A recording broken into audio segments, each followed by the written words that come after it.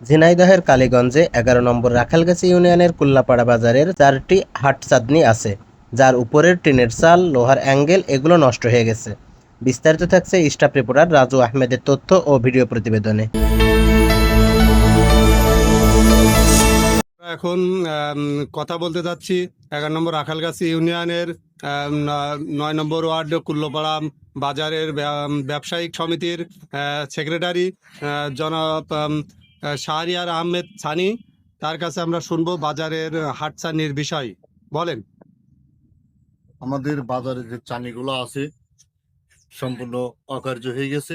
এখানে যারা সপ্তাহে 2 দিন বাজারে আসে, বর্ষার সময় তাদের খুবই সমস্যা হয়। আমরা মাননীয় এমপি মহোদয়ের কাছে আমাদের এই চালনির জন্য সংস্কারের কাজ করার জন্য বিনীতভাবে আহ্বান করছি, যাতে তিনি আমাদের এই চালনির সংস্কার করে দেয়, যাতে এই চালনিতে যারা চাটি পেতে সবজি বিক্রেতা ক্রয়তা করে তারা যাতে শান্তিপূর্ণভাবে ক্রয় বিক্রয় করতে পারে, এটাই আমাদের প্রত্যাশা।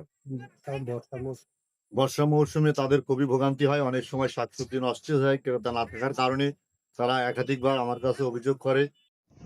আমরা কুল্লোপাড়ায় বিএনপির স্থানীয় নেতা আমানত আলী মোল্লাকে পেয়েছি।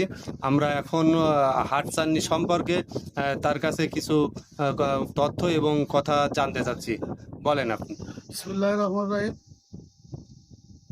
১১ নম্বর রাখালগাছি ইউনিয়নের সবচেয়ে পুরাতন বাজার আমাদের এই কুল্লোপাড়া বাজার। আমাদের এই বাজারে 4টি হাটসামনি, খুবই বেহাল অবস্থা, এবং বৃষ্টি আসলে আমাদের যারা কাঁচামালের দোকানদার আছে ওনারা বুঝতে পারে না।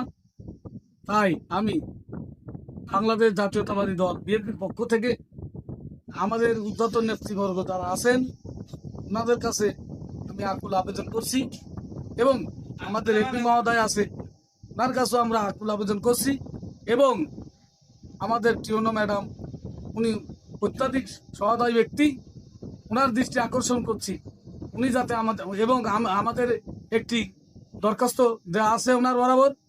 আমি ওনার কাছে খুবই বিনীতভাবে অনুরোধ করছি যাতে আমাদের চাটনিটা সংস্কার করে দেয়। এই বলে আমি আমার বক্তব্য শেষ করছি। নিউজ ডেস্ক, দৈনিক ইনসাফের চোখ।